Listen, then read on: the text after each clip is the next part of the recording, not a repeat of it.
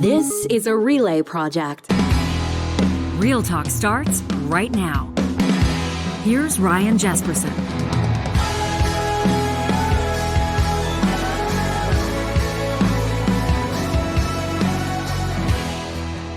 On this Friday, August 19th, we welcome you to a best of edition of Real Talk. And hey, on behalf of myself, Ryan Jesperson, John Hicks, the technical producer of this show, he's really the straw that stirs the drink. We want to thank you for making time and joining us this week as we've looked back on some of our favorite interviews, some of the most powerful conversations on Real Talk in recent memory, the ones that you've told us have resonated with you and the people that you talk to.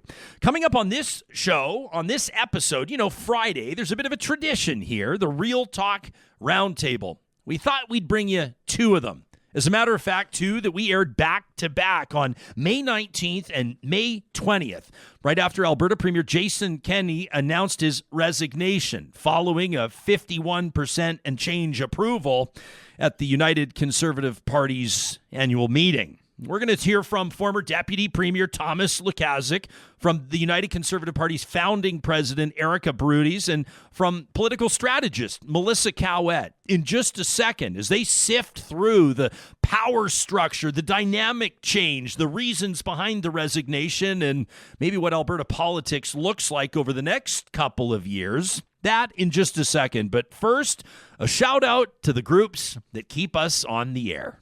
Apex Automation is putting out the call to engineers across Canada who are looking to make the most of their career and provide intuitive, fully autonomous solutions to industry. Are you dissatisfied where you are now? Do you feel underappreciated? Do you feel like your professional development opportunities are capped? Is there a problem with your corporate culture? Apex Automation could be your next best move. Check them out online at apexautomation.ca. Sherwood and St. Albert Dodge has Alberta's best selection of Chrysler, Jeep, and Ram trucks. You can check them out online or in person today and browse their new and pre-owned selection.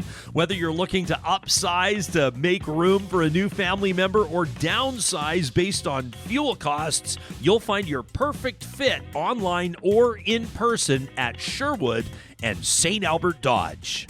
Eden Landscaping is bringing outdoor spaces to life. In fact, that's what they've been doing for more than 20 years. Mike and his team are experts from modern to traditional design and everything in between. Their projects have one thing in common: happy clients. You can check out their portfolio online today at landscapeedmonton.ca and take the first step toward bringing your outdoor space to life with Eden Landscaping. It's a pleasure to welcome them to the broadcast. Erica Brudies is the founding president of the United Conservative Party. She joins us in her role currently with Enterprise Canada. Thomas Lukaszuk is the former deputy premier of the province of Alberta with the Progressive Conservatives, now an entrepreneur with a number of different businesses. And Melissa Cowett is a longtime conservative political strategist joining us. She's the principal at MC Consulting. Welcome to the three of you. Thanks for making time for us this morning. Looking forward to having this conversation go where it goes. I want to invite you to jump in on each other. You don't have to wait for me to tap you on the shoulder to chime in. Erica, would you have been, if you were in person there last night, maybe you were, I don't know, but would you have been one of those that gasped in shock as Jason Kenney tendered his resignation? I would say whether you were a Jason Kenney loyalist or were hoping that he would, not receive majority support, I think everyone's jaw dropped last night. And as you mentioned in the speech, it kind of took off. Like it looked like he was going to stay. He'd always said that 50% plus one or 50%, plus one was enough. And so I think everyone's jaw dropped last night, whether you were in that room or watching a live stream. It was a shocking night. So I'm coming here this morning 0-2 with the Oilers' loss last night. So it'll be an interesting few days. Thomas, were you shocked, or did you see this coming from a mile away? I don't think anybody saw it coming from a mile away, but I think it was abundantly obvious that he is not going to score much above 50%. The question was, how was he going to handle it? Knowing Jason Kenney, I wouldn't have been surprised if he actually stuck around with his 51%. So the fact that he actually did the honorable thing was a bit of a surprise to me. Melissa, surprised or not?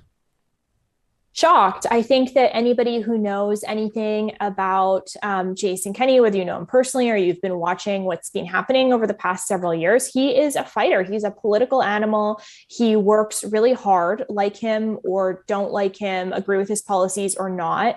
He is super invested in whatever role that he has. And so I don't think that anybody really expected that he would do this. I think it is probably the best decision for him, given where things are at, even though it's very disappointing for a lot of people and very confusing for people within the movement. But he's a hard worker and he never shies away from a fight. And so I think for that reason, people were just sort of stunned that this is how things unfolded last night. I know a lot of people were not expecting it. So I guess the question is, what happened? The question is, how did Jason Kenney get to this point? We put out an unofficial, unscientific Twitter poll yesterday, and I asked folks where they predicted that Jason Kenney's UCP leadership review results would land. 1,305 votes. We left it open just for 6 hours. I wanted to close it before the results were announced around 7 o'clock. About a quarter of the respondents, 26%, thought it would be a failing grade, 49% or less. The majority opinion, 57%, and the poll did close before results were announced, so everybody gets credit here. 57% had him between 50 and 59%.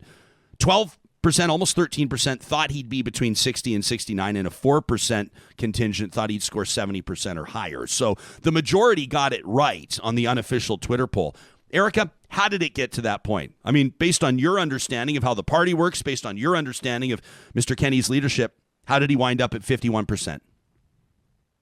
Well, I think as you've been watching, you could see that there was a strong contingent that wasn't happy with him. I don't think there was a single moment in time that was really the TSN turning point. I'll make a sports reference this morning. But that I don't think the pandemic helped. It was where we saw this province significantly divided, where we saw the caucus significantly divided. But I think that there's always been a need, to finesse that caucus relationship from day one. There wasn't a strong understanding of how to be a government caucus versus an opposition caucus. And we've seen that kind of be a little bit of a hiccup throughout this entire past 3 years. And ultimately, the pandemic, I think, escalated that and the divide. But ultimately, we're facing the party is divided based on that number. And so there's a lot of work to be done to unify the party going forward. Thomas, this was obviously, we saw a lot of memberships being sold here. People wanted to participate in this leadership race, and the speculation, especially with the public, some pundits as well, was that the Kenney team or supporters of Kenney were out there hustling and working hard, and I imagine they were trying to sell memberships to get those numbers. So how did it wind up at 51%? What's your analysis? I don't think it was a hiccup. Kenney's leadership from day one was fraught with disasters, one after another. And what it really shows is that Kenney was phenomenal as Stephen Harper's number one lieutenant, the guy to go to, sort of a special game player, since we're using sports analogies over here. But he simply doesn't have the qualities that are required of a leader. And those are two different roles. To be prime minister's number one and to be the number one are two different roles. Second of all, Kenney, and I heard that term just mentioned a second ago, Kenney in his mind thinks he's building a movement. They keep on using the word movement. Harper started that terminology, but they don't know how to run a political party. If you want to start a movement, join some society. But political parties are rigid. There has to be control. There has to be clear leadership and a goal in mind. And you have to know how to govern. And Kenney was lacking in all of that. So he had a caucus purposely that he handpicked. So he can't complain about the caucus. Those were his people of populists. And he gathered them around different ideologies, such as you would if you were forming a movement. But then when he brought them together and he wanted to govern with them, they were a rambunctious group, and he couldn't hold them together, which is very unusual. My concern right now if I'm at all concerned about the UCP party, is the fact that he's going to bring them down with him right now. And that is the reason why he's staying on. He made the first move of resigning. That was the right thing to do for a leader of a political party. But sticking around is going to make the leadership race a disaster. He will always be in the camera. He will be commenting on what is happening in the leadership race and vice versa. He will make it impossible for this party to go through a peaceful leadership race and a change of power. So it is his sort of underhanded way of saying, this is my party, I own this party, and I will leave whenever I want to. And Ryan, you were right. Ralph Klein did that. But Ralph Klein was extremely popular in Alberta. Albertans were actually upset about the fact that he's resigning. It was the party and the operatives within the PC party that wanted Ralph to be gone, but Albertans wanted him to stay on. Kenney doesn't have that mandate from Albertans, as we can see from polling over and over again. So his staying on is his way of saying, if I'm going down, you're going down with me. Thomas, Ryan, I think, can I jump in there? Yeah. Okay. Well, I think there's a lot to unpack there. But the first thing, as I said, like, we've got to stop comparing people to Ralph Klein. There's a lot of stuff Ralph Klein did publicly that would not, be able to be Erica, even received. Kenney himself compares himself to Ralph Klein. He even dressed up as and I Ralph don't Klein. think that's fair. I don't think that's fair. I think that we need to look at what 2022 looks like. But Thomas, I mean, this. One, I think it'd be fair if you disclose that you have, a personal vendetta against Jason Kenney. You have not been as supportive of his for at least a decade. And so I think that that's one thing that obviously comes across in your tone. But ultimately, we also have to look at, he didn't handpick those. I was the president of the party. He didn't handpick that caucus. That was elected fairly. Yes, obviously, a leader, recruits members to represent their constituents. But I think, and I'll admit, I think that a big challenge was on day one. There wasn't a onboarding that was beneficial for all of that caucus. There was members that were members of the opposition, and being an opposition MLA is very different than being government. And there was a whole whack of rookie MLAs that, unlike Jason Kenney, haven't had their entire career in politics. And I think that was something from day one that was challenging for this caucus to understand what it's like to be government and make tough decisions and have to live by that, and what stays in the caucus room, regardless of if you agree or not, stays in the caucus room. So I think there's a lot of learning opportunities from both sides. I don't think Jason Kenney is the only one that had some missteps here on how a team works. But Erica, it is unusual that in Alberta we had a government in power for 47 years. In all provinces, governments change every election. And we even saw Rachel Notley's government. She had a 90-some% of MLAs who have never been elected before and suddenly formed a government. And you have to admit that we haven't seen that magnitude of disasters from one to another that Jason Kenney has had. It clearly shows that there is a lack of leadership. And, am I a fan of Jason Kenney? Obviously not. But the fact is he was not the right guy for the job. And he was trying to run a very ideological caucus based on his beliefs. He recruited several members who are still loyalists of Kenney. Now we know who they are. And he couldn't hold this together. And Albertans, in many cases, just did not agree with his ideology. When he was making pragmatic decisions on economy and on other issues, I think he had full support among Albertans. But he just cannot help himself. He would always go into the bushes with ideological, crazy stuff, populist stuff. And that's where he was losing support in caucus and in Alberta. And unfortunately, it is the Kenney feature that he just cannot help himself.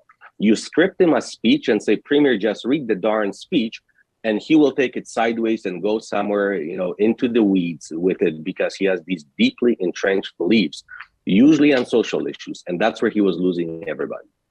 I think this becomes an issue of what got you here won't get you there. I think I would object to Thomas's point that he wasn't the right person for the guy, because I don't think that there's anybody else that could have taken the party to an election win like he did in 2019.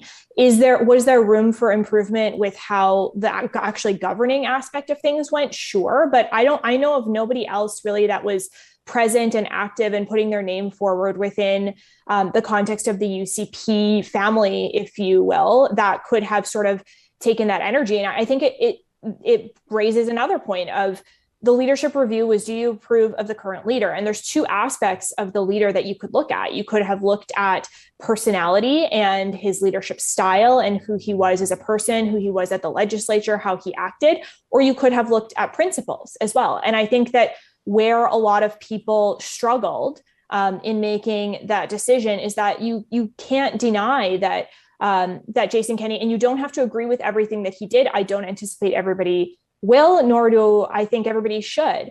But from a conservative principles perspective, Sean Spear had a really great article about this in the Hub this morning. He was doing a lot of good principled conservative policy things. So it's fair that a lot of people might have been torn because they were happy with the policy direction that the government was going in, but maybe not as happy with the other side of governing, which Thomas did mention in terms of managing the caucus, managing the party, all of those other things. And so I think it's important that we recognize that there are sort of two things that people were probably looking at when they marked their ballots for the review. Yeah, and never confuse political parties with families. You know, there's nothing more frustrating than using that comparison. And if they're the most dysfunctional families that you have ever seen. The problem Kenney also has, that was a fundamental problem from day one, and I think Erica would have some insight into that, is that merging parties never works for a long time. And oddly enough, Jason managed to lose that merge while being in government. Usually premiers and prime ministers manage to keep caucuses together and happy because they're in power. So they can appoint people to cabinet, to committees, and sort of stroke their egos.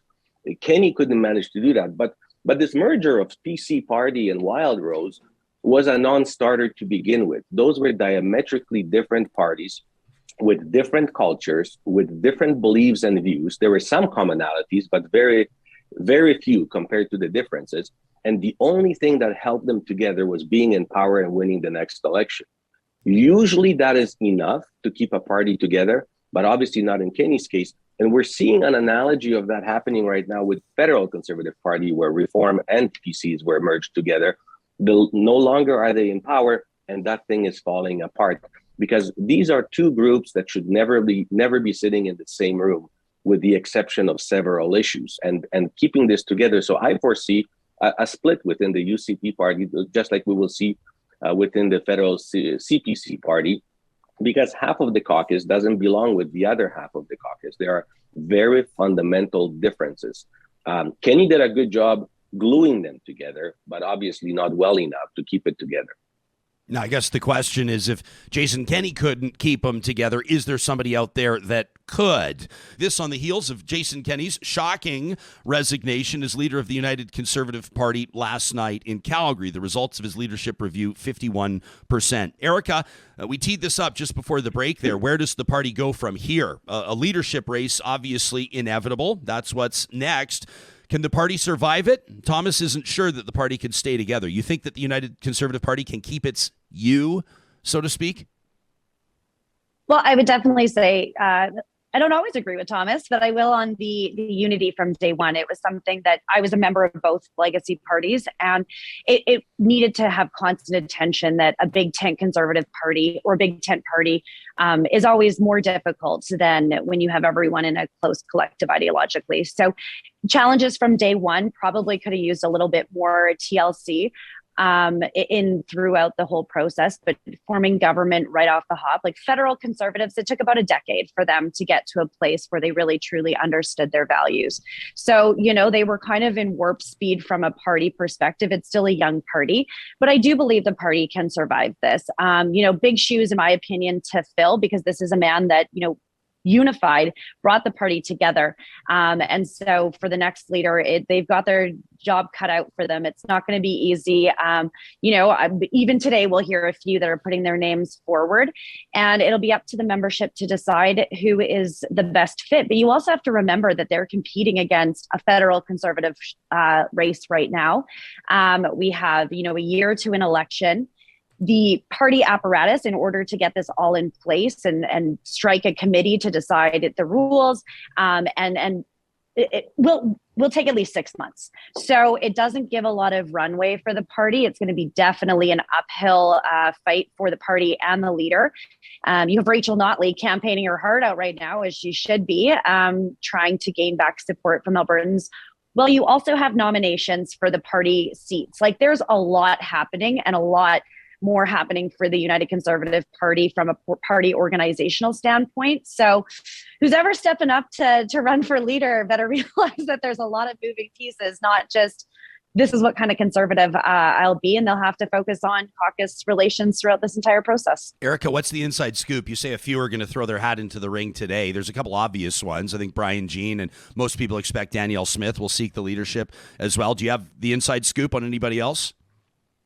Well, I did hear Todd Lowen might put his name forward, which was kind of the one that I wasn't expecting. We'll see. I know Danielle Smith is doing an announcement today. When you put it out after a leadership race, and you've expressed your intentions, you can kind of figure out that it's going to be not a surprise by anyone. I think we'll see some caucus members, and I believe that at least they'll have the insight of how the caucus currently functions and some opportunities for them to come together as a team. So they're a little bit at an advantage there. And obviously, Brian Jean has basically applied for the job 3 months ago. Yeah. So those won't be surprises. But I do think we might see some private sector, as we've seen in the past. There's probably a long list of people that are making some phone calls right now. Well, I've seen people tweeting. People want Ron Ambrose to come out of retirement. People want Michelle Rempel-Garner to seek the job. Of course, the federal MP out of Calgary. Melissa, in the meantime, is this a lame duck party? I mean, is this a lame duck premier? What does this mean for the people of Alberta right now? I mean, he's essentially resigned from the job, but he's staying on until the replacement's chosen. I mean, what are the implications? I don't think it's a lame duck situation. I think we need to know more after what happens in this caucus meeting and what happens in terms of, is he staying on as interim? Is there going to be a new leader? Obviously, confusion is not great. And so close for an election, it makes it a little bit more difficult. But the the government's also accomplished a lot in the last 4 years. So I don't know that that slowing things down as we enter into the summer on the legislative and policy front would really have changed the speed that government was going to move at anyway. They're scheduled to rise in the beginning of June, and then they typically don't go back to the end of October. So I think a lot of the sort of behind the scenes stuff will be happening then. I think that the biggest struggle, I think, for the UCP is actually the way that the NDP has positioned themselves. And the NDP, to their credit, have been really strong in terms of how they've positioned themselves and positioned their members over the last couple of years and couple of months for sure. They really are not as far left as a lot of other NDP parties within the country, and they've really tried to strike that pragmatic tone. I think they saw some of what was happening in the Conservative Party and tried to sort of position themselves. So it's all that to say, it's going to be difficult in terms of where the UCP takes its tone in the interim and with the new leader, because it's hard to differentiate yourself when you don't have like more space between that side and the other side. Not to say that we want polarization, but I think that the leader is going to make a big difference, because it's going to be more of a personality thing, especially since the economy is doing so well and things are generally speaking going well for Albertans. And Albertans are generally going to vote for the way the economy is going. So I think that whoever comes into that role is going to have an easier time keeping the party in power. But again, there's all these other aspects involved in the role in terms of keeping the caucus together and not eating our own. Thomas, I like that optimism. But unfortunately, I don't see it translating. I'm here all week with the optimism. This is like I wish you brought some my way, but I don't see it that way. Number one, Albertans used to vote on economy, but if that was the case, Kenney would have about 70-80% support right now, because economy is actually starting to do really well. Obviously, it didn't translate even into his loyal members' support, party members' support, never mind General Alberta. But just imagine, how do you run your legislative and policy agenda right now? How do you even rise as a House when you have a premier who can't even whip a vote in caucus anymore, because you have 60-some cats in your caucus that will be voting any way they want because there is no clear leader? Who cares what Kenney wants, what Kenney's agenda and his whip's agenda and his minister's agenda is? Then you have 5 to 7 leadership candidates, each one of trying to differentiate themselves somehow to win this leadership. So they will be commenting on this legislative agenda and saying how they would or would not support it, or how they have better ideas.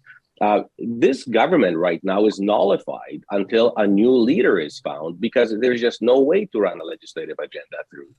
And that is why, say what you want about Alison Redford, but she did the right thing. You step down and you allow caucus to appoint a new premier, and there's no interim premier. It becomes a real premier.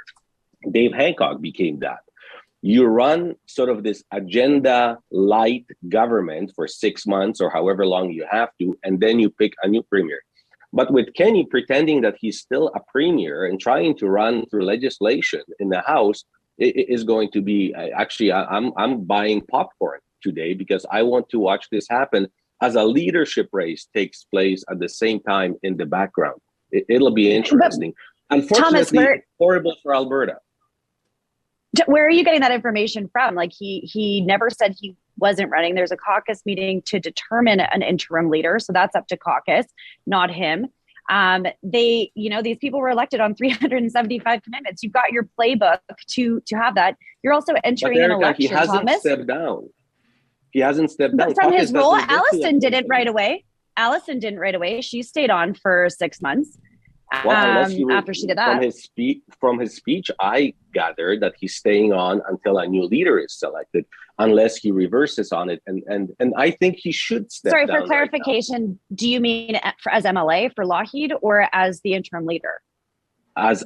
No, Kenney did not step down as a party leader and a premier. He's still the leader of the party and the premier. I think there was a lot happening last night that it could, yes, I agree in the speech. It wasn't definitive that he wasn't doing that. From what I've heard, I mean, it's going to caucus to have that exact conversation today. I think it would be totally fair if he didn't want to stay in this job, or if he did, right? Like, there's an agenda. He was just in Washington actually we should be proud as Albertans, the job he was doing there. Unfortunately, that didn't play into the outcome. Ballots had already been casted, but he did show the type of leadership he can have on the international stage.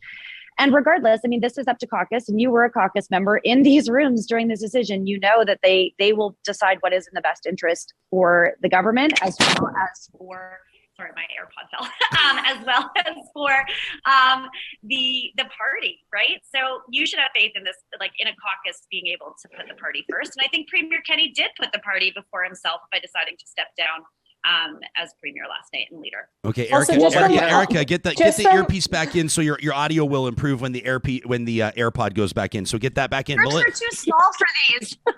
Melissa, go ahead.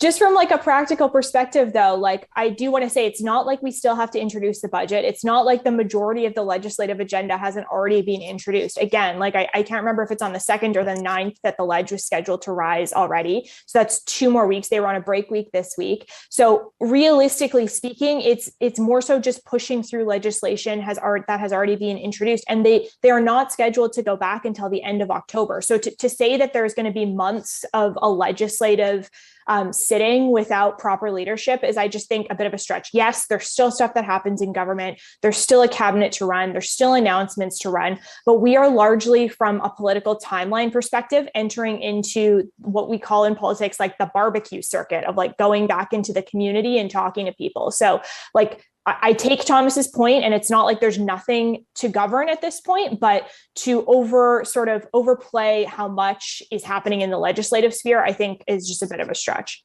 Well, and maybe that's the problem. If you think that legislature is a place through which you push legislation, maybe that's Kenney's problem number one. Legislature is a place where you debate legislation, and the fact is that he will have a caucus who now will be liberated and will be saying things, as they actually started very recently, that are not in line with the party and with the premier, putting him in a odd position. But to Erica's point, Erica, I don't know, and you may have additional information, but based on yesterday's speech, it is my understanding that Kenney stays on as leader of the UCP party, and he stays as a premier until the party chooses a new leader.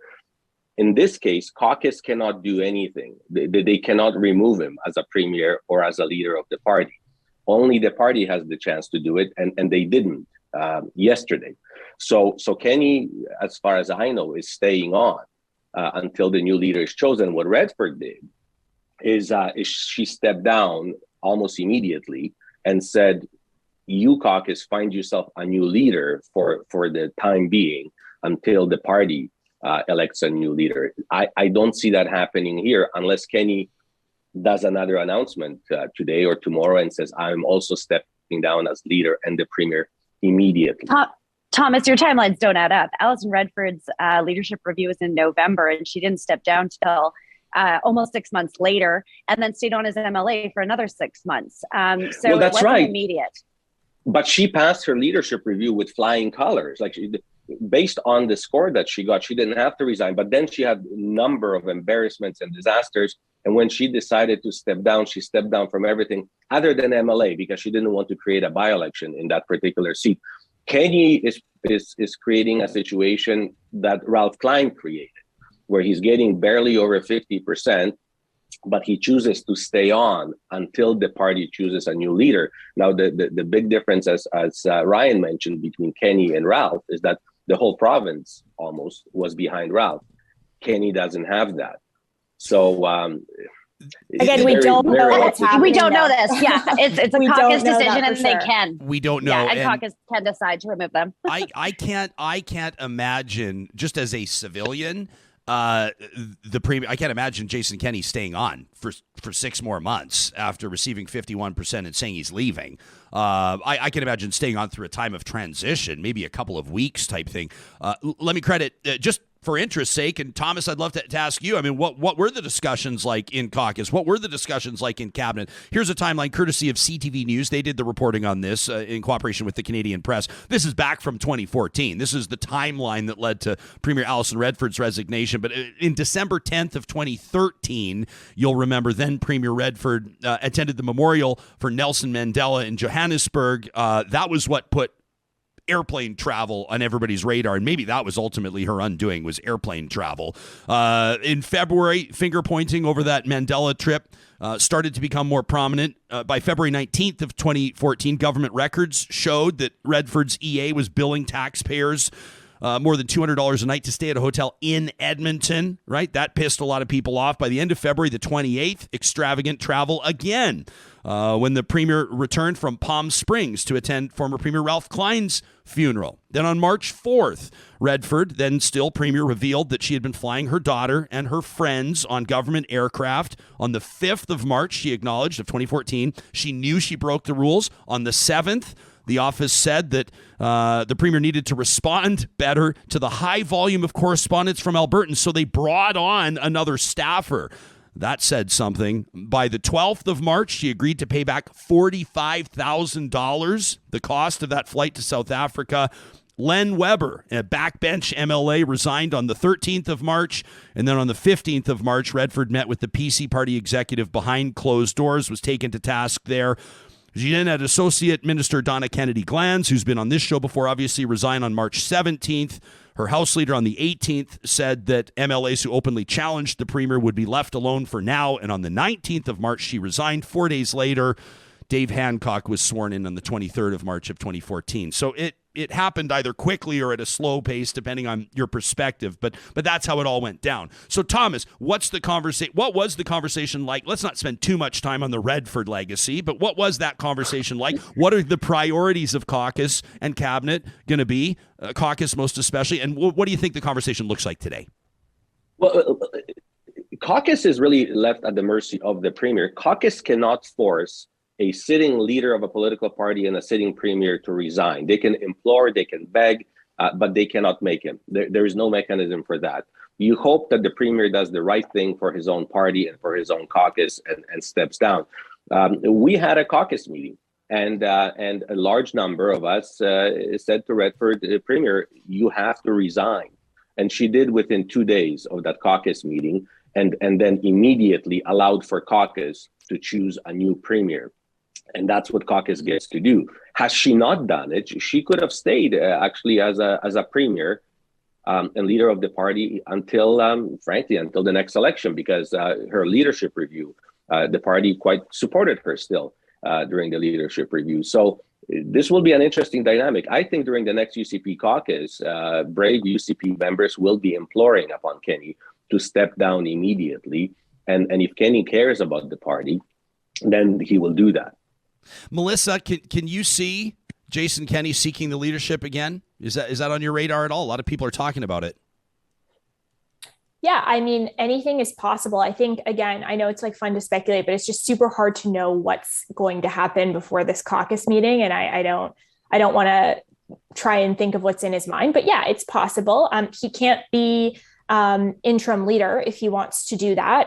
That's per the documents for the party. So anybody who wants to be interim leader can't run for permanent leader. So I think if he's not interim leader after today, then maybe we can speculate more on that. But yeah, I mean, as I said before, he's a really hard working politician and very motivated, and he really excels in that campaign sphere of politics. And that is really where he shines. So I can see him being, interested in at least considering that. I don't know that would necessarily be the best choice. And I think that generally speaking within the party, we have to think about what's good for the party and thinking about the election in a year. And so I think that there would have to be some like noodling of how that's all going to work or how that's going to make anything sort of different, because then you'd probably definitely have a split that would happen. But yeah, anything is possible at this point. And I think that anybody that says that they know exactly what's going to happen is lying to you, because there are so many people that are like playing out different scenarios and testing different ideas. We won't have more clarity until next week, is my perspective. Erica, you know what I'm trying to speculate about, and it is what it is. It's just an exercise, right? We're not proclaiming anything to be true or fact. But I take a look at, this potential for a split, and the one faction is obvious. Right? If Todd Lowen's seeking the leadership, or if Danielle Smith or Brian Jean even are seeking the leadership, although Brian's maybe an interesting one, because I know he was flirting with the idea of seeking leadership of the Alberta Party, and I know that there was kind of that idea that maybe he could be rebranded as sort of a progressive conservative option, or a centrist type option, a moderate conservative option. Now, whether or not that's the case, I don't know. But it's obvious that you'll have the sort of Wild Rose redux, right? The Wild Rose 2.0, the sort of socially conservative, strong in rural areas, probably strong in South Calgary, strong in Northern Alberta, that party. We'll call it for now Wild Rose 2.0, whatever name it might have. The question I have is what happens with the other small c conservatives? What happens with the so-called moderates, the so-called progressive conservatives? Where do they go? The people that within the Conservative Party, the United Party, didn't believe the premier did enough on COVID. The people that want to see robust social programs, they're not thrilled with the way that the curriculum redo has been managed. Where do those people go if the party does split? I don't think we quite simply just draw a line and say, well, they go to the NDP. I know Barry Morishita's working hard to get him over to the Alberta Party, but what do you think? Well, I mean, as we said, speculation. If we're going off my record of the last 24 hours, I'm 0-2, as I said, so take it with a grain of salt. But, I actually think, you're right. There is some members of the party in a big tent party. You're going to have some more left, more right. And that's going to be a big thing that the people running for the leadership are going to have to talk about and say that, we've got to make decisions on certain things. For the people, let's talk about kind of more progressive conservatives. Where do they go? Unfortunately, and I'll say this because I think it does take some NDP, swing votes to the NDP, is we don't have a centrist party. And I actually think that that's, or one that's operating at the same level of the other two parties. And so I think there's a lot of people in Alberta that don't feel they have a home. I do. But there's some, I think that are more on the progressive side that don't really feel like they can, they don't want to quote unquote potentially throw away their vote. I don't believe Brian Jean is that person. I don't think his brand can do that big of a swing. But I do believe that you're going to see some of either the caucus or members from the progressive conservatives coming to bring that contribution to the leadership and show that spectrum within the race on its own. But for voters, I think it's going to have to be, then who becomes the leader? Can you vote for the United Conservative Party under that new leader? And ultimately, people, might just vote NDP if they're more centrist. Or, let's hope the Alberta Party gives maybe some options. I always like a vote split on the left. It usually helps my team. But do you really think, do you put the Alberta Party on the left? I would say on a lot of fiscal accountability, they're more left, on debt and things like that. So I would say, yeah, they're very, in theory, centrist, but with a little bit more, or at least from what I've seen. Now, again, it depends on your leader and it depends on the policies you bring forward. And they're pretty quiet right now. So based on just going off of historical conversations with people that have been in leadership roles in that party. Thomas, where do you think this goes with regards to that so-called centrist element, that faction? I think NDP stands to gain over here if Rachel Notley plays her cards well. She doesn't have to worry about the left flank of the NDP party because they have nowhere else to go, and they may get upset with her if she turns too far to the right, but they will vote for her anyhow because there's nowhere else to go. But she can definitely pick up a lot of progressive conservatives, people who are progressive on the social agenda in particular within the UCP party. Because they will have nowhere to go. I don't think Alberta Party is going to play into it in a big way. They may see a little bit of a bump. Frankly, Erica quite eloquently, showed it. People don't know where the Alberta Party is. Is it right of center or left of center? So they may pick up actually from both ends a little bit. But I think the only person that can gain a lot from this mess is Rachel Notley if she plays her cards right. What does that look like, Melissa? I think Rachel Notley probably doesn't have to do a lot different than what she's doing right now. I think like the sort of leadership play for somebody like Rachel Notley in the position that she's in is to keep a steady hand, keep doing what they're doing. Don't buy into the Twitter arguments. Don't feed into the social media frenzy. I think you position yourself as a stable alternative, and it doesn't look like they're going to be having a leadership race or anything like that. And I think that you position it that way, and depending on what happens within the UCP, there might be a leader who's never governed before, or a leader who's never had those roles before. And so somebody like Rachel Notley just has to, who would have thought in Alberta in 2022, the NDP would be the ones to say, look at our record and look at what we've done. It's just like stranger things Alberta politics always keeps it interesting. But I pulled keep it steady. Oh, sorry, Melissa, go ahead.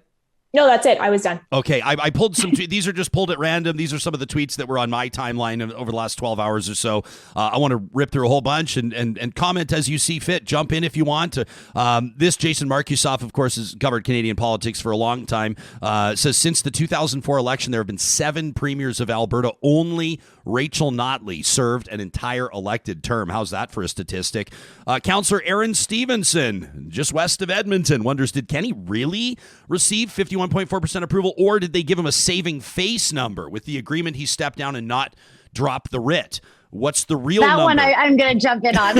I was going to say, because that one, man, you could go on the UCP live feed and watch this. I mean, I don't know who actually did because I popped in a few times, but you could actually, it was transparent at very best. So all the critics that said that this was going to be, corrupt process. I can tell you, and the party put a lot of work into having this as transparent as possible. Is it fair to suggest, Erica, that some people had very good reason to question the validity of this process based on questions that stem back to 2017 and an ongoing RCMP investigation? Is it fair to suggest some people would have their doubts? No. Come on. What do you mean, no? Erica, I think it has. Let's just look at this. Has the RCMP done anything? They've had 3 years. So I would say, you're innocent. Erica, come on. You sound like my former boss now, Thomas. Thomas was my boss. Thomas was Erica's boss 10 years ago. Yeah. I should have said that in the intro. In real life, she actually was the boss. I just had the title. Okay. Truth of the matter, Erica, is the scary part is that we are at a point in the history of our province where Albertans are openly believing that the system is rigged and are accepting it, saying, oh, it's rigged anyhow. That scares me because that shows erosion of our faith in the democratic process. And that's where UCP got us to. And you say, what did RCMP do? You have over 300,000 worth of fines from Elections Alberta for shenanigans in your leadership race. From, the spectrum of cheating was very well covered by UCP, from the financial end all the way to the ballots. And now we have, for a first time, I think, in the history of our province, we have a criminal investigation that is taking over 2 years with more than 12 constables working on it, where cabinet ministers and including the premier are being under consideration. So I'm not surprised. I'll say, do you feel after, and if they did, do you think that they can say that about this election, though? It was live streamed, sent to auditors. Regardless, I do fair on the perception versus the reality. But I think the party did a good job in addressing that and getting in front of potential perception. Yeah, so would you say that this was a transparent leadership race? I would. Perhaps, but it's scary. Or review, sorry. Perhaps. I have no evidence to show otherwise, but it is, from my perspective, pretty scary where a political party, governing party in a province in Canada, has to say, trust us, this time we're not cheating. I will say this, and I'm not saying that there was cheating, and I'm not saying that there wasn't. There was the live stream, and I did drop in on it from time to time, Eric. It was interesting to see. Someone made a good point to me, though, that you could watch the ballots being counted, but there was no live stream of who was selling the ballots, who was filling the ballots out, and who was mailing the ballots in. So you could watch the ballots in the room being counted, but nobody knew how the ballots got there. I'm not trying to come across like tinfoil hat conspiracy theorist. I'm just saying I think it's reasonable that some people would have questions about the validity of the race. All in, though, it doesn't matter. It's done. It's 51%, and he's resigning. I mean, that's the story. Here's some more tweets that I saw. This is what other people were saying on my timeline. Bridget Sterling says, an unpopular opinion. She's a former Edmonton School Board trustee. Kenney stepping down is bad, actually. She says it allows someone who wasn't in the legislature during the worst of this government to swoop in and pretend to be the savior of Alberta. An interesting one. This one from Sammy Hoots pointing it out says, through his time as premier, Jason Kenney often chided NDP leader Rachel Notley for leading the only one-term government in Alberta's history. Now he won't be finishing his own first term. Interesting take. Bruce Anderson, national political commentator, oftentimes you see him with Peter Mansbridge, says Kenney's is a self-destruction story. A reminder for politicians who decide to win by ginning up anger and promoting mindless populist rhetoric. What goes around sometimes comes around. Too much focus on scoring points creates an insatiable demand for more of that all the time. That from Bruce Anderson. And Tim Karengesser says, Alberta exhausting today, yes, but just wait for the next few months. That's some of the tweets that jumped out at me. Any observations from the three of you on those before I thank you for your time? I would just say, and this is very quintessential me to say, but I think that all of this points to the fact that democracy takes work. We are not immune to some of the things that are happening around the world that make people question institutions, make people question processes, and the people who have sort of political interest in putting those questions to the public. The reality of the situation is that we need to improve engagement in the public policy and political process, whether that's being part of a political party or just being an active participant in what's happening. We need to be more transparent in terms of how things work so that people actually understand the nuts and bolts of what happens in government and political parties. And we need to just create more of an open discussion that's not taking cheap points at people on social media because it gets us into the news cycle for a day. I realize that's not like the sexy option, but we're not in a great place right now with a lot of that. And so I think that we need to try to elevate the discussion a bit more. And I think that the public will appreciate that and will be more engaged as a result. And the quality of our democracy will be better as a result. And I think that's a win for everybody. Closing thought, Erica? Go ahead, Thomas. Yeah. Oh, go ahead, Thomas. Thank you. I'm just shocked that this is a revelation for the UCP party. You reap what you sow. You form a government on fringe ideologies. You try to form a populist government. You gaslight daily. You have your staffers in social media insult and argue with Albertans daily. You do gimmicks and fuel up your truck and stuff at a gas station almost every second day to create a media opportunity. And then you have criminal investigations and elections have been investigations. And then you're shocked that Albertans don't have confidence in our establishment, in our institutions. Thomas, I don't speak on behalf of the UCP. I'm speaking as myself. Point well taken. Thank you. I had it confused for a second. But how can anybody in this UCP party be surprised that this is the outcome? And how can anybody be surprised that Albertans undermine and don't trust their institutions when this is the type of government that was presented to them? So it's unfortunate. But Thomas, it's a horrible thing the PCs, but Kenney's getting exactly what he put into place. But when you were there, Thomas, PCs pulled stunts like this, gimmicks like this.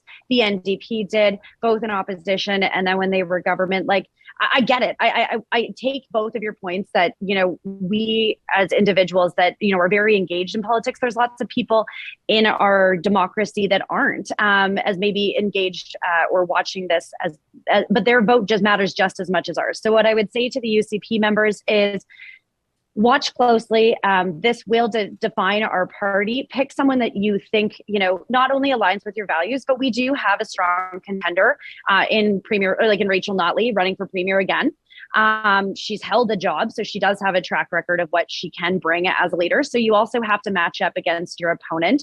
So please, to the UCP members, focus on that when you're selecting your leader. And then to Albertans, engage in this process. Like, everyone's vote matters. We should have higher voter turnout than we currently have. This election is going to be very, very important for our province going forward. So, I might not agree with how you vote or what team you like, but everyone's vote matters and everyone should have a say. That's I agree.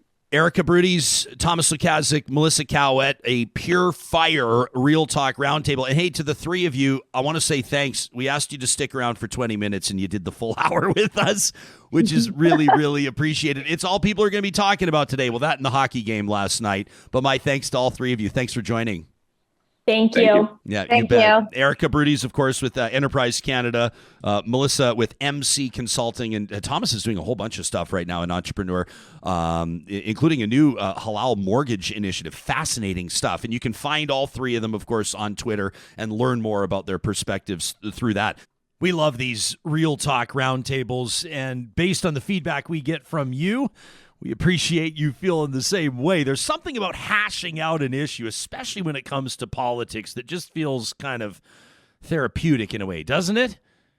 I don't know if it's making anybody feel any better about the state of politics in our home province of Alberta right now, but I digress. Listen, we continued the conversation the next day, back on May 20th, when Jason Kenney's former senior staffer, Blaise Bomer, and the leader of the Alberta Party, Barry Morishita, and political commentator and podcaster Kathleen Kiki Smith joined us for what was, quite frankly, a surprising conversation. I don't mean to sound disappointed, but Blaise and Kathleen got along way better than we expected, which I think just proves that shows like Real Talk can provide a forum for people that might actually get along in real life to find some common ground. I won't say that we're restoring everybody's faith in humanity, but we did sense a positive trend. And the feedback from that roundtable, coming up here in just a second, was really encouraging to us. We'll take you there in just a moment, but first, a word from our sponsors. The Dairy Queens of Northwest Edmonton and Sherwood Park want to remind you they have a brand new signature stack burger collection ready for you to check out. Of course, all the classic favorites like that Dairy Queen double cheeseburger and some of the new ones like the signature steakhouse stacker with that onion ring on top. Of course, the big lineup of Blizzard speaks for itself. And don't forget to grab a box of Buster Bars the next time you're at the Dairy Queens in Palisades, Nemeo, Newcastle, Westmount, and Baseline Road. For more than 65 years, Friesen Brothers has been putting really great food on family tables across the province of Alberta. Still family-owned, Friesen Brothers is a proud member of 16 different communities, where on the first of the month, you can take 15% off every grocery order of more than $75. Friesen Brothers, Alberta grown, Alberta owned. Park Power is your friendly local utilities provider. Whether you're looking for electricity, natural gas, or internet, or maybe all three, you owe it to yourself to compare rates today on their website, parkpower.ca. Along with it comes a charitable contribution. What other utilities provider does that? Don't forget, when you sign up, the promo code 2022-REAL-TALK gets you $70 off your first bill from Park Power.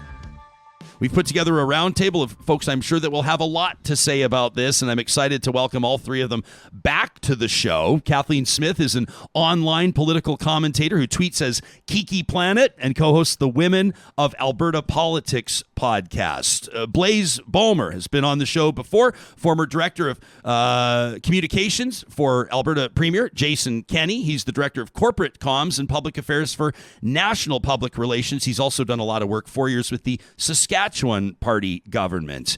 And Barry Morishita is the leader of the Alberta Party. He's the former mayor of beautiful Brooks, Alberta, and the former president of formerly AUMA, now known as Alberta Municipalities. It's great to have the three of you joining us. Just in case it's not fresh of mind, top of mind, I want to remind you that I know there's going to be decorum here. I don't have to say that, but you don't have to wait to be tapped on the shoulder. If you want, let's treat this like we're out for beers or coffee or whatever. You want to jump in, jump in. You want to challenge somebody, challenge somebody. Let's have some fun. I want to jump in right away. Okay, Ryan. Blaise, go ahead. What's up? I think your segue was great. You were talking about future opportunities, door-to-door solar panel sales. I mean, the Premier has like his future wide open right now, so you should definitely tune in and consider those opportunities. Yeah, well, what do you make? Were you shocked by the announcement? You could hear the air almost suck out of that room at Spruce Meadows when he said he was leaving. I don't think that the faithful expected him to leave. What did you think? I think they were shocked. I think his speech was written at the last minute. They probably didn't have a concession speech prepared. And that room was like legitimately shocked. And I think it's going to be a part of Alberta history, what happened that night. And then we saw kind of the mulligan on the resignation, or, just kind of like smoothing out his exit. Smoothing out. That's a way to put it, Blaise. Smoothing out the edges. Yeah. But, here we are. It looks like the time of Jason Kenney as Premier of Alberta is over. Kathleen, were you surprised? I didn't. We had our sort of unofficial, unscientific poll on where people thought the numbers were going to land. A lot of people thought it would be between 50 and 60%. A lot of people thought between 60 and 70. Where were you at? I was between 50 and 60. I actually wasn't that surprised that he announced he's leaving. I was more surprised when he was willing to stand in front of this province and say that 50+1 was an acceptable enough bar for him to meet. This is Jason Kenney. This is a man who his mythology in Canadian politics is legendary. And for me, that was his moment of humiliation when he stood in front of Alberta and said, well, the Constitution says I only need 50 plus one. That stunned me.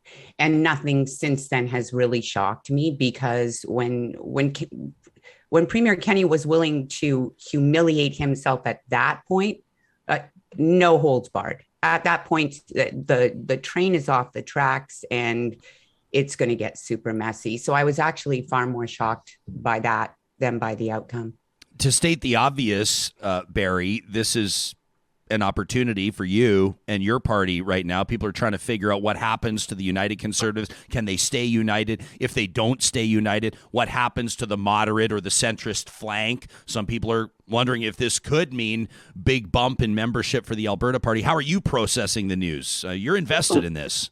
Yeah, absolutely. And I was surprised that he quit. I mean, he just, I really was. I think he believes in himself so much that I just thought he'd keep going regardless of what people were saying. That's been his kind of operational mentality as premier in every single issue. He doesn't really listen to anybody. But then I don't think the UCP were really listening to anybody either. Their entire caucus has been kind of holding this up. And the latest little iteration where they're going to have him stay on and linger in the hallways, certainly I don't think is going to speak well for themselves. But for us, it certainly does. But we don't come at it from that perspective. We're listening, we're paying attention, and it's a different approach. So I think it's going to be just as dramatic as if he stayed. I think for the Alberta Party and for anybody else in Alberta politics, to be quite honest, I think we're going to watch a bit of a circus going for the next 6 months. I think they're going to tear each other apart because those factions can't come together. And they were built to win an election, but they weren't built to govern the province of Alberta. And we're taking the opposite tack. We're trying to build a team that'll govern the province versus we hope sensibility will help us win, but we have to come at it from a right place. I think go ahead, Barry Kathy. said something there that I think really needs to be discussed more, and that's that this marriage of the far-right conservatives and the libertarian faction and the more centrist progressive conservatives, this is a dysfunctional relationship. And it may have worked under Stephen Harper when the federal parties merged, but not only was Stephen Harper a different style of leader, that was a different time when we weren't being bombarded and exposed to our politicians every day via social media. Stephen Harper really didn't have to deal with some of the more wacky parts of his party going online and saying really stupid shit and making the party look the fool. And Kenny's done it himself a little, but he's also had to deal with that. I can't understand this insistence on the part of conservatives that they have to marry all these conservative parties that have nothing in common beyond conservative in their name.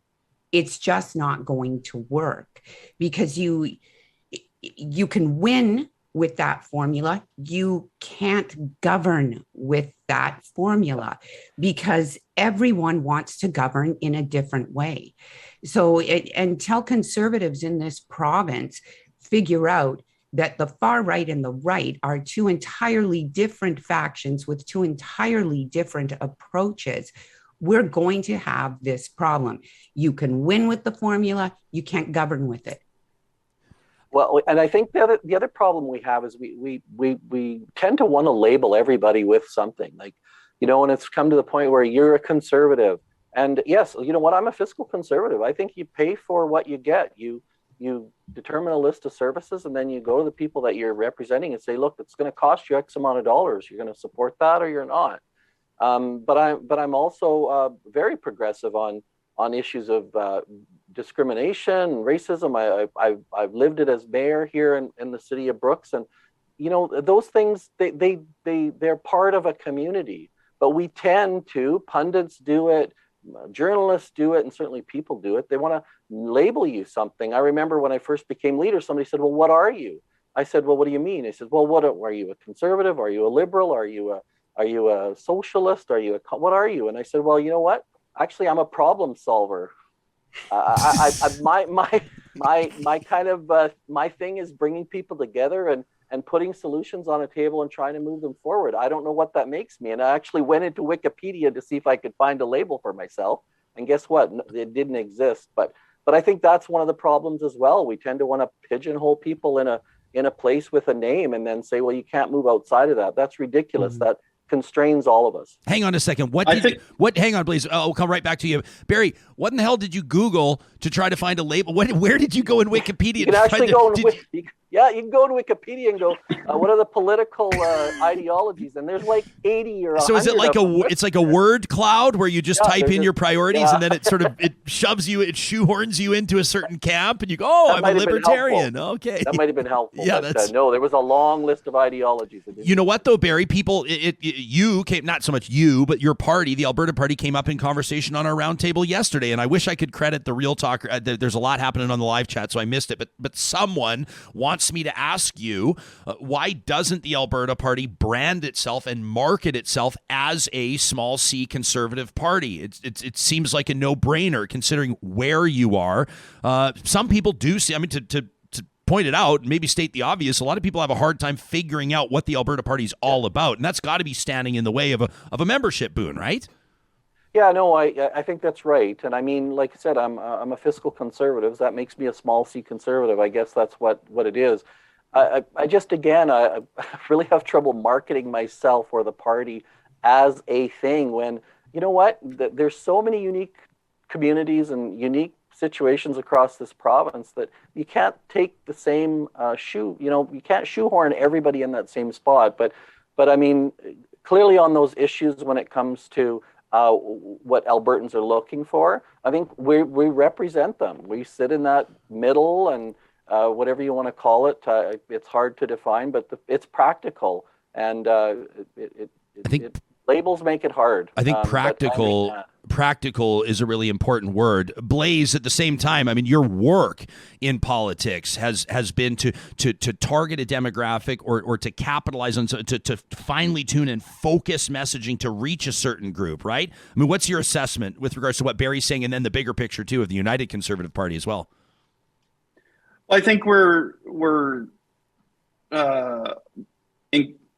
burdened by these outdated labels of what it means to be a conservative, what it means to be a liberal, a social democrat. I think there's a realignment underway, and no leader has taken the leap of faith to try and harness those where people are at and bring them together on matters where there is agreement. I think everyone likes to call themselves a fiscal conservative and socially liberal, and really, what does that even mean anymore?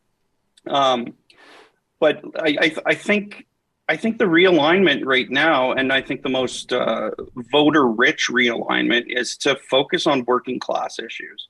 Like, I really don't know what middle class means. I know what working class means. A lot of people out there are struggling, living paycheck to paycheck. They're paying more for everything. And no one's coming forward with tangible ideas to help those people. We're seeing Pierre Poilievre attempt to do that. But the fact is, like, the solution to his problem is for housing prices to fall. And that doesn't benefit a lot of people either. So who's going to come forward with the ideas to protect working class people who are living paycheck to paycheck, who are struggling under a mountain of debt, who are paying more for everything? Perhaps Barry can harness that. I wish him the best of luck in that. I'm worried that Conservatives aren't doing that, that they continue to go back to, like, you know, the well of balanced budgets and conscience rights and these things that are really divisive, and they're not articulated in a thoughtful manner that encourages debate. And this is all very kind of optimistic, 30,000 foot pie in the sky thinking. but someone's got to come forward. Like we're in this perpetual cycle of strife and chaos here in Alberta. Everyone's exhausted by politics. The last year has just been absolutely exhausting. The premier's been overexposed. He's always doing these Facebook Lives, these news conferences, and the party's numbers are getting worse. And then after yesterday, I think voters are really going to look at the UCP and wonder if it's a serious alternative in the upcoming election, and that's going to be a serious problem for the incoming leader. And then we're going to have a leadership race in which current cabinet ministers are going to be vying for the new leader, and it raises ethical questions about their current portfolio and what they're doing to pad their platform before they announce. So I'm glad we're going into a long weekend. I'm exhausted. Shocking news, Alberta. I actually agree with almost everything Blaze just said. Stop the presses. Blaze and I are probably laughing about that harder than anyone else. Centrist has become a 4-letter word in politics in this country. And yet I think what most parties continually and consistently miss is that the vast majority of Canadians, even the vast majority of Albertans, are centrist. They may be center right, they may be center left, they may be dead center, but the majority of us are centrist. What does that mean? Well, it means we want our government to handle the finances properly. We want them to stay out of our bedrooms and our wombs. This isn't complicated. It shouldn't be complicated. But when we try to amalgamate parties where one tiny but loud faction in the party is more concerned about stopping the gays and stopping the women and the rest of the stuff that we've debated and dealt with, and the courts in this country have dealt with 100 times over, and we don't need to revisit, that's when we're going to have issues. Until major conservative parties in this country define who they are outside of a big tent party, we're going to continually run into this problem. And there isn't going to be a Stephen Harper sweeping in to save these parties. There just isn't. No, it's a different time. And I think one of the issues, though, is to both your comments, is that it takes a little bit longer to have that conversation. And our current setup of how we kind of view politics, or how we're taking in that information, and how we're judging, quite frankly, how we're judging politics and politicians, is like on Twitter or on social media or the 30-second news story. I mean, I often get from people who are looking for the Alberta Party to, why aren't you in the news? Well, because quite frankly, a journalist doesn't call me because I can't add any more conflict to the story. I don't. So why would they call me? But the fact is, they're not asking for a solution, or they're not asking how we would do it different. To Blaze's point, we're not talking about, isn't there something more important than, Devon Dreeshen or this and that and the other thing? Isn't there? There are lots more important things, but no one ever wants to talk about them. It's only in this kind of forum that people do. And then, how do we advance that? It's a longer conversation. And when I'm with groups of 10 or 20 or 30 and we're talking about it, that is what we talk about. We talk about the opportunities for Albertans, how we can concentrate on the things that are important, like healthcare and education. How do we advance to the point where my grandchildren, my children still have opportunity in this province? But guess what? You cannot get that on the news. You cannot have that conversation in social media unless you wedge out such a thin slice of it and attract attention, both negative and positive, that you get exposure. But then that doesn't advance the conversation. It's a frustrating place to be. But, from my municipal experience, I know people do. We get 30% turnout for voting because mostly people are happy with what's going on. That's my view of it. But are they don't happy? Have the conflict. I don't know if it's because they're happy. Yeah, I don't think they're happy. I think they're disengaged. Yeah. And that's the challenge, right? And especially, I know I'm online a lot. Blaze, you're online a lot. Ryan, you're online a lot. Barry, I've seen your online presence tick up. considerably over the last few months. If there's one thing the four of us know, it's that outrage is the theme of the day every day. It's not about communication anymore. It's about outrage. This is why I've changed my approach. I don't debate people online. I don't argue with them because you're doing so any good at it. But I don't enjoy it anymore. And I start feeling like, I'm amplifying the negative. You're not persuading anyone online. No, we don't change minds fighting each other online. And now we're trapped in this timeline where it's outrage, outrage, outrage. And then people telling us, well, you can't talk to this person because they're a conservative. You can't be friends with this person because they're a socialist. We don't like who your circle is. So we're shutting others out even more. How can we spend 4 years ripping each other apart online and then show up on each other's doorsteps and say, hey, vote for us? It doesn't work that way. And that's really become how politics functions in this province. I agree with Blaise. If the UCP wants to see any success, if they want to come out of this and beat back the NDP, they've got to bring in a fresh face. They don't need Brian Jean, who's quit twice at 2 different levels of government. They don't need Danielle Smith, who basically took out an opposition party by crossing the floor to join Jim Prentice and the PCAA. They've got to bring in a fresh face, and they've got to be willing to let the more nutty faction of the party go. Let them go. They're loud, but there's not enough of them to really do any damage to the party. And if they let them go, then they might be able to pull in some of those more center-right people. Because right now, that's the problem. Yeah, they're the ones who buy the memberships. Yeah. That's the fundamental problem that we have. They're the ones who buy the memberships. But I think, Kathleen, you keep talking about like a Stephen Harper figure coming in. Like, I think that's the other fundamental problem, that we have this cult of the leader as like the salvation for every kind of political movement. When it comes to sports, people cheer for the team. They don't cheer for the coach.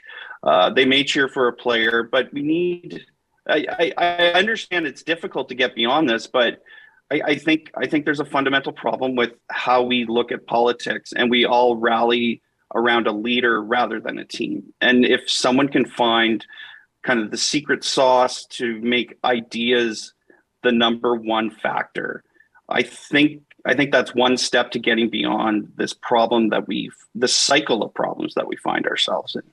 I think the reason, though, that people are looking for that Stephen Harper is because Stephen Harper seemed to be one of the few politicians capable of keeping that big tent intact, of keeping the polls up, and which is what you need when you're amalgamating a faction of people who simply don't agree with each other.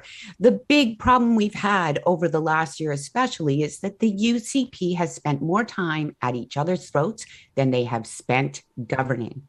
And Premier Kenney spent more time trying to please everyone instead of just doing what was most effective. And the family drama that is caused, and now we're going to deal with this family drama at least until the fall. We're going to have a government that is spending more time stabbing each other in the back, dividing up into factions over which candidate they're going to support than they are governing. I have to disagree. I don't think Kenney's problem was that he was trying to please everyone. I think Kenney's problem was that he had a very clear idea of how to run this province that was from 2019, and he plowed ahead with it, and he didn't adapt his leadership style or his policies to the fundamental change that happened as a result of COVID. I think that's valid. Yeah, I think that's a very valid point, that he doesn't know how to bend in the wind to avoid breaking. Well, Blaise, give us an example. Like what would be something where you think he needed? Isn't it funny in politics where you say, he was governing based on a concept out of 2019? That's just an eternity in politics. For most people, if you're driving a 2019 vehicle, you feel pretty good about your relatively new vehicle. But your 2019 Dodge Ram still looks pretty good, unless it's that blue one. But what's a specific example of something where you think he really needed to pivot and maybe where he got exposed? Well, he kept talking about the 320, 350 campaign commitments that they've kept, and frankly, no one cares about that. Like, I understand why he talks about that. That's about establishing trust. This is what we said we do. We've done it. Therefore, you should trust us. The problem is, in between all of that, there's been a lot of things that happened that have kind of burned through that trust. So it just doesn't work. Like they haven't adapted on the insurance rates. The energy rebate still is not out the door. So they and then they cling to these key messages when they're pressed on it, and it's just it's so robotic. It's I don't know. It's been frustrating to observe. Robotic's the perfect word for it, Blaze. Even when Kenney was giving his resignation speech on Wednesday, there was an aspect of that to him. I think for all the mythology surrounding Jason Kenney and who he's been as a politician, I think he struggles to connect with people on a deeper level. I mean, everybody can like Jason Kenney in conservative circles. He's been liked for a very long time, but I think he struggles to let down his guard, and he's always on. He's always on. You never see him without that politician facade. I mean, no one would have thought that Doug Ford would outwit and outlast the mega conservatives in this country, and Doug Ford's still hanging in there. And I think that's really because Doug Ford has a sincere everyman aesthetic that people connect with. He doesn't pretend to be the smartest guy in the room ever. He is more than willing to look stupid and apologize for it. And people like that. Doesn't make him a great premier, but people do like that. Jason Kenney is incapable of that. Yeah. Jason Kenney cannot say, I screwed up, I'm sorry. He cannot own his own errors. And for conservatives especially, that's unacceptable. When the bootstrap faction hears their leader, back away from any sort of responsibility, well, personal responsibility is part of his ongoing rhetoric. That's not going to play well. I wouldn't mind just responding to a couple things there. To Blaze and Kathleen's point, you don't know what you don't know, and the UCP and Jason Kenney don't know what's going on out here. They don't know what's going on. They don't know what's going on in Brooks. They don't know what's going on in inner city Edmonton or Calgary. They just don't know. They like to say they do, and they like to say they're supporting it, but they don't know. And you can't find that out unless you go out and talk to them. To your point, Kathleen, about relationships, I mean, that's why I feel I'm in a good position. I've toured this entire province from the smallest village to the biggest city. And I believe one thing I've come to know is there's so much unique separation between communities and how they need to approach problems that they need to be empowered to do them. You don't know that unless you go there. They don't talk to you about that unless you go there. And Blaze makes a great point about people, the affordability of people. People are struggling, and we struggle to find the air to have that conversation. But I can tell you that you can't do it if you don't know. And that's one of the approaches we're quite different about, is that our MLAs are going to be able to do that and speak that and be part of that, because it's important to understand and know what's going on. You can't respond to that unless you do. But I think all parties are guilty of that to a certain extent. I mean, the NDP is an urban party. I don't think they're connecting with ruralites whatsoever. And I'm not even sure they're trying, whereas conservatives they definitely have that rural base, that Southern Alberta base, and they know it, but they're sure not trying to connect up here. Yeah. But the fact is, the big issue on the issues for everybody, they're all the same. They just approach them differently. And you have to be willing and flexible to do that. The way rural healthcare in rural Alberta is different. They accept limitations, but there's a different expectation as there is in the city. And if you don't look at Alberta in its uniqueness and be able to say, what are our outcomes? The outcomes we want are this, And how we build that can be different. But there's no one in Edmonton, and I, as a municipal leader, I got to see it when neither of the last two governments have ever bothered to talk to municipalities about, what's possible. How can you help us? They don't.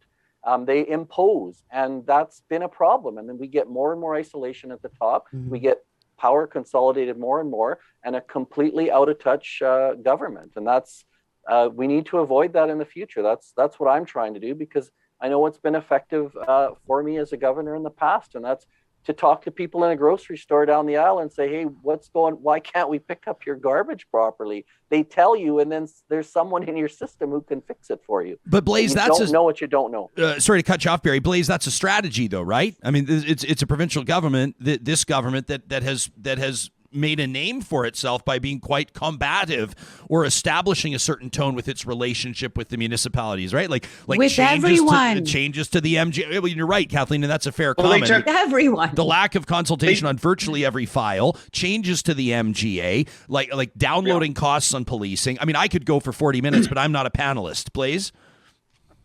Well, excuse me. I think they burned through their historic democratic mandate within days. Like they went to battle with doctors, with municipalities, with teachers right out of the gate. And it really set the tone for a combative, lack of thoughtful process. I don't like getting hung up on process, but process always matters.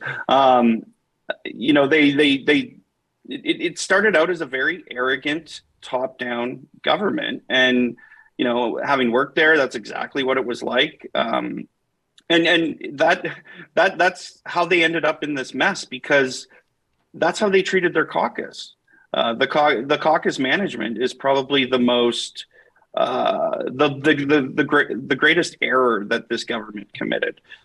Having come from Saskatchewan, we had remarkable caucus management through Premier Brad Wall. Caucus was held every day.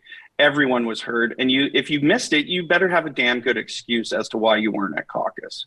It was like Sunday Mass. You just could not escape it. And people were respected in it. I sat in a few of those meetings, and they were very thoughtful. And there were tense moments, but you respected everyone. You were heard. You had an opportunity to speak, and the premier had to defend himself as well. And caucus was treated with contempt. I think there was some staffing issues as well, where caucus staff were representing the premier's office to caucus rather than the other way. And that's why we're at where we're at. I mean, it's one of a number of reasons why we're at where we're at. And I just want to go back to something that the premier has done throughout this process, is misrepresenting his opposition. And in doing so, he fanned the flames of his opposition. His opposition wasn't just hard right. And regrettably, we're seeing how successful of a messenger he is, because a lot of out-of-province media is reporting that Jason Kenney lost his leadership review because of the hard right. It was not the hard right. It was a bunch of factions who were frustrated with his leadership style and his refusal to adapt, amend policies that look good on paper, but in execution ended up being flawed. And it was made up of a lot of people, libertarians, folks like myself, who were just frustrated with the tone and the treatment of people. And then, there were anti-lockdown people who were also opposed. There were rural Albertans, there were urban Albertans, there were people from Edmonton, Medicine Hat, all over. His opposition is truly diverse. It was a big tent opposition. A big tent opposition. I haven't heard that, but yeah, it is. Kathleen, go ahead. Can we take a moment though to discuss the abject humiliation of him now unquitting? and staying on. Hey, Kathleen, let me provide some context here for you, because and I'll hand the mic right back, I promise. But as we've been talking, people know that we do this live. Most people will listen to this later. But as we've been speaking, and I'll look to the reporting of Kieran Levitt, who does a great job. He's the Edmonton-based national news reporter for the Toronto Star. You can follow him on Twitter at Kieran Levitt. He says he reports just about 20 minutes ago, Jason Kenney enters a cabinet meeting to a standing ovation, a round of applause. He says the most important thing is to focus on, quote, people's priorities, even though he signaled his intention to step down once a new leader of the UCP is elected. On to pipelines, says Kieran. Kenney starts talking about trade, his Washington, D.C. trip last week, energy security, and the U.S. He says, this is Kieran, who's seen it all as a political reporter. It's strange to see this today. On Wednesday night, it seemed like Kenney had all but resigned. Yesterday, caucus agreed he would stay on until a new leader is chosen, who knows when. Now he's holding court at a round table of cabinet ministers, many of whom likely still support him. Kathleen? Like what the hell is he doing? Talk about entirely destroying your own legacy. Does he think that he can just ride it out for a few months and they'll decide they're going to keep him after all? I mean, I get that Jason Kenney has never done anything but politics in his life. He is a career politician. Politics is his bride. He is married to his ideology. I get all that. But there was this mythical political great that lived in our heads, that lived in Canadian lore. And for me, if I'm just watching all of this dispassionately, I'm watching him destroy his own legacy on his own. He's going out like a fool, which is really shocking to me, because for all of Jason Kenney's character flaws, I never took him for a fool. And he just looks like he's clinging so desperately to his political life, his political career, this party, the office of the premier. And it's not a good look. It's not a good look for him. It's not a good look for the party. Well, I think it speaks to the strength of the rest of them. I mean, when someone quits and then is basically, applauded as the hero coming into the first meeting of the week, it just doesn't make any sense. There's a huge vacuum there. I can't imagine. I can't imagine it. But a lot of those people who are clapping right now are making phone calls to fundraise for their own leadership to replace him. Absolutely. So it's pure. So we get more of the it's same, pure spectacle right now. Yeah, it is. And it has nothing to do with good government, and which is unfortunate, because to our point earlier, it's the conversation we should be having more about. But it looks like everybody's positioning, making sure they're in favorable camp, making sure they're not going to, get the ire of Jason Kenney in order to damage my potential leadership hopes. We're just going to get more of this, and Alberta's going to suffer as a result. We need to look for options. I present one. I think Rachel Notley does present one. I think we should having those discussions about ideas and what the province looks like, and not worry so much. But we're going to be enraptured by this. We're going to see news stories, and which is unfortunate, because we'll miss the conversation we're supposed to be having with Albertans and hearing what they have to say. Oh, it's going to be a cruel summer. It's going to be a cruel summer. I mean, you think there's fractures in this party right now. Just wait to watch what a leadership race does. Because sure, we might have, Brian Jean, Danielle Smith. I've no doubt Rick McIver is going to throw his hat in the ring, because he'd run for dog catcher if it was an electable office. But we are going to see a few of the less well-known and perhaps a little nuttier candidates come out too. I think it's going to be a hard summer for the UCP. It's the worst possible time for a leadership race. We're still in a pandemic. We've got an opioid crisis. We've got a healthcare crisis. The party itself is fractured. They've spent so much time over the past 2 years stabbing each other in the back that the governing has just gone to hell in a handbasket. So I think it's going to be hard for them to keep it together through this leadership race. And it is going to be a cruel summer for the rest of us. Y'all might want to take some time off social media. I want to, That's all I'm saying. Something that not a lot of people are talking about is this PITL report, this HR report that the government's sitting on. And this amid allegations that there have been real problems behind closed doors that include but are not limited to excessive use of alcohol, mistreatment of staff members, allegations of sexual harassment, etc. I want to ask all three of you about this in particular. Blaze, I mean, you were there at the Alberta legislature. Can you comment on the significance of this report and the government sitting on it? People are starting to more prominently, I'm noticing it from the grassroots, demand that report be released. The government's sitting on it, hasn't released it yet, obviously. I hope they release the full report. As I understand it, they committed to releasing their new policies. I think it's important to shine a light on the culture under the United Conservative Party government culture. And I think a lot of people participated in that report in good faith, and they participated in it because they thought change would come from it. And I worry it's going to be treated as another political document that can be gerrymandered and dismissed as just a mere report. So I'm not hopeful. I wish they would release it in its entirety. I imagine she's a very credible lawyer and human resources specialist, and she's very thoughtful. And she went into this not with a mission to protect the government, but to establish good HR policies. People like to think that politics is this unique space where you cannot have normal HR policies, and that's just ridiculous. It's just anyone who isn't willing to implement strong HR policies that protect their staff has no business being in charge of anything. Staff need to be protected. Preach that. Preach that.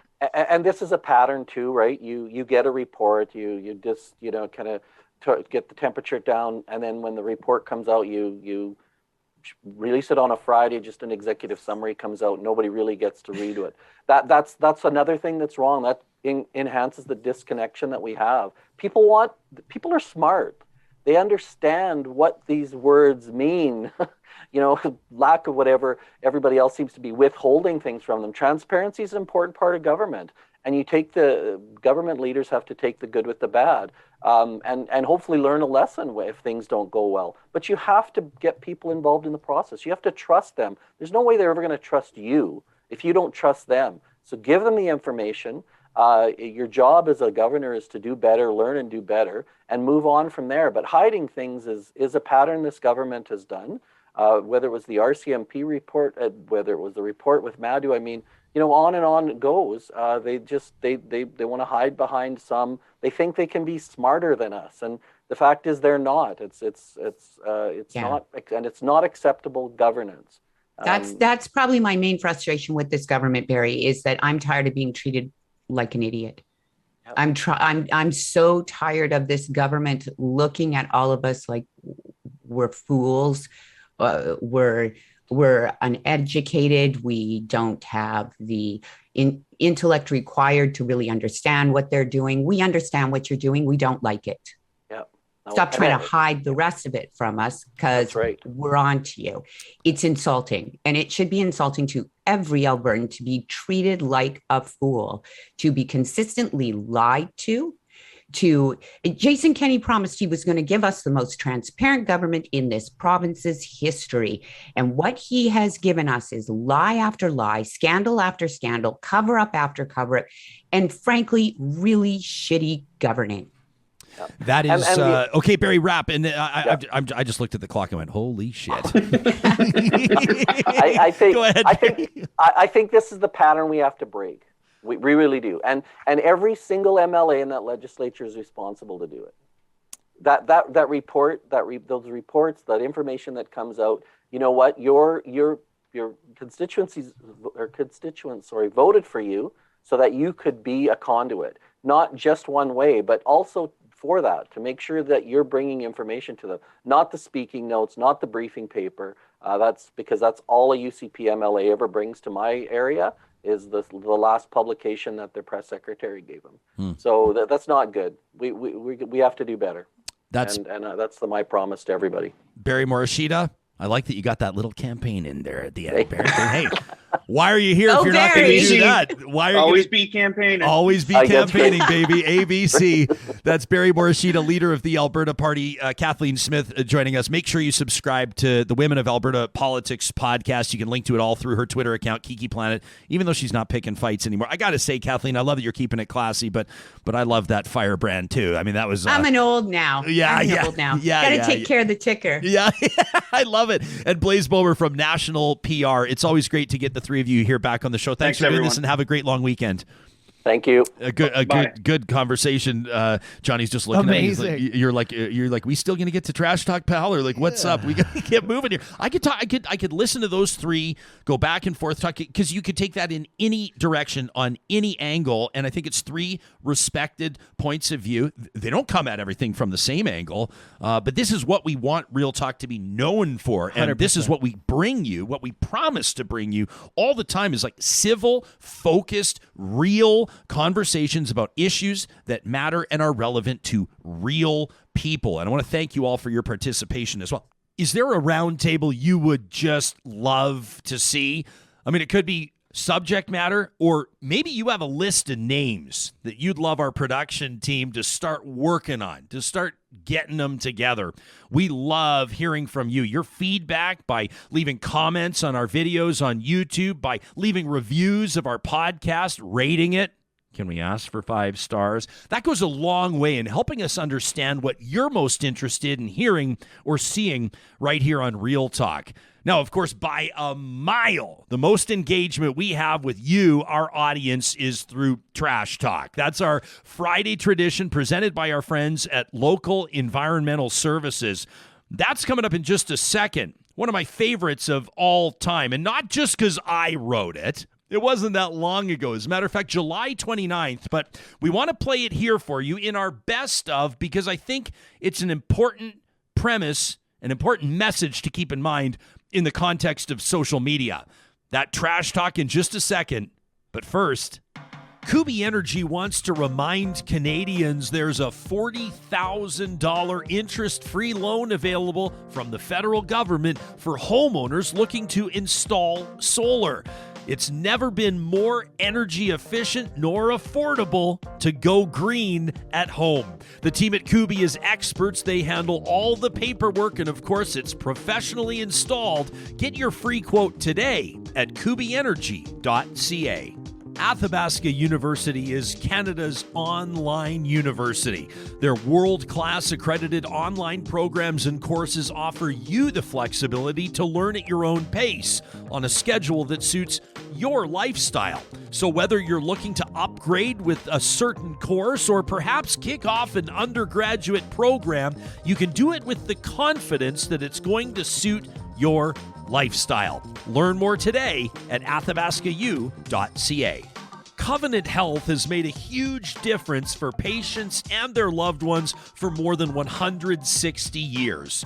And for 30 years, the Covenant Foundation Lottery has played a role in making a difference for those in their care. Every ticket purchased has a far-reaching impact. Thanks to you, Covenant Health is at the forefront of technological innovations and a leader in palliative and urgent care. Get your tickets today at covenantfoundationlottery.ca. Every Friday, our friends at Local Environmental give us a chance to blow off a little steam, to say what we think, in some circumstances, to say what's not being said, what maybe needs to be said. It's a tradition we call Trash Talk!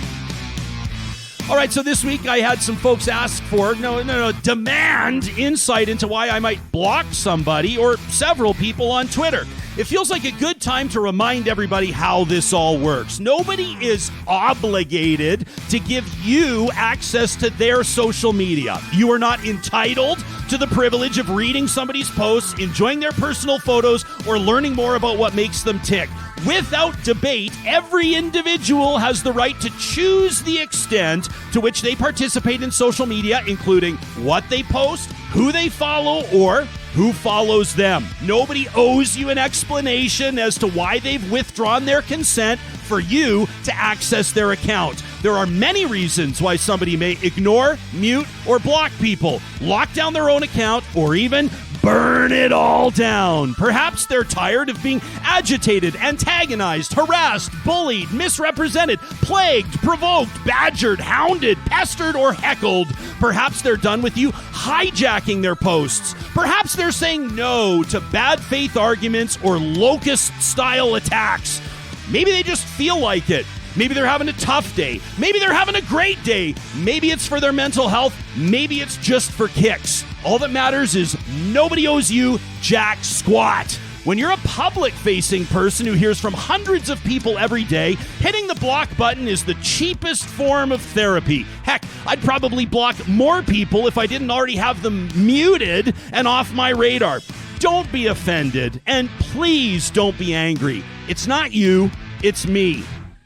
Actually, no, it is you. Still, though, there's more to life than Twitter, and there's certainly more to productive discourse than whatever you call what happens on that hell site. So, to all the folks I've blocked before, go for a walk, get yourself some fresh air, and maybe we'll have a chance to chat in person sometime, where I guarantee you won't say the things to my face that you throw in my face online. That is real talk for real life, which is all that really matters. Yeah, that one never gets old. You can send us your trash talk anytime to talk@ryanjesperson.com. And of course, that email inbox open 24/7, no matter when you need to vent. Our thanks to our friends at Local Environmental Services for presenting that week after week. We're going to be back at it live coming up on Monday morning. We'll have a lot to talk about and a lot to catch up on. We look forward to seeing you again in our live chat on YouTube. Tuned in to our live audio streaming app. That's Mixlr. And of course, checking out our podcast when it drops late Monday morning. In the meantime, if you want to get your hands on a Real Talk t-shirt, one of our snapback caps, our studio mugs, golf balls, or maybe one of our knitted toques, check out the merch link right now at ryanjesperson.com.